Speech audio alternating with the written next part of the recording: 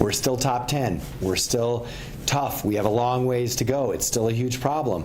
But we're 7th worst instead of 1st worst. You can say that Albuquerque Mayor Tim Keller is looking at the glass half full in terms of the city's crime problems. He admits we're not where we need to be, not even close, but at least we are, he says, on the right path. That's based on new preliminary crime stats from last year. Today, Albuquerque Police Chief Harold Medina laid out all the data.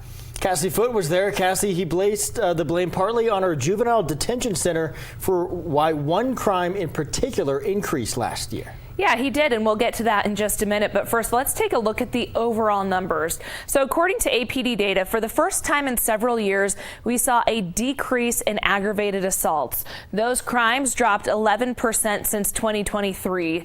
The number of gunshot victims also dropped by 14%, and homicides decreased for the second year in a row, this time by 3%. Now, as far as areas with an increase, arrests were up. Felony arrests were up 4%. Felony warrant arrests were up 28% year to year. And property crimes, well, those were a mixed bag. Robbery, shoplifting, and auto theft were all down, but burglary was up by 11%. Chief Medina says he is not surprised to see burglary cases were up, especially because shoplifting stats were down. He says people who commit those crimes are typically trying to pay for a drug habit.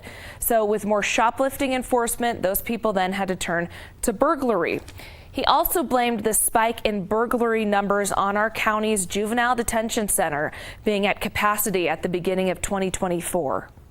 It starts with the beginning of the year with our inability to book juvenile offenders. We knew they were committing crime, we were arresting them for them, we weren't able to book them. Their crimes continued.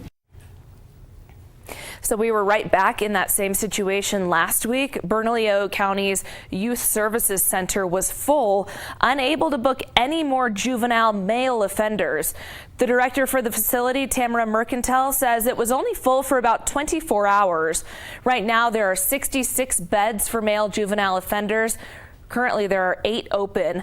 But what would happen if someone was arrested for a violent crime and the facility was full? If we had someone who was being charged with murder and we were at capacity, we didn't have an available bed, it could be that we have to turn them away. Or we examine where we're at, what we know we might have coming up, and then again, we make the most responsible decision that we can. So she says before the pandemic, the average daily population at the juvenile detention facility was 21. Now it's 54, with some violent offenders staying for 1,000 days or more. Mercantile also says 38% of the juveniles in there are booked for murder charges. They're also short-staffed and needing to hire about 33 more officers to run efficiently. Right now, Mercantile says they're operating with people putting in overtime. And the county is hosting a job fair this Saturday specifically for YSC officers. We'll have more information on KOB.com on that. Tessa, Trevor?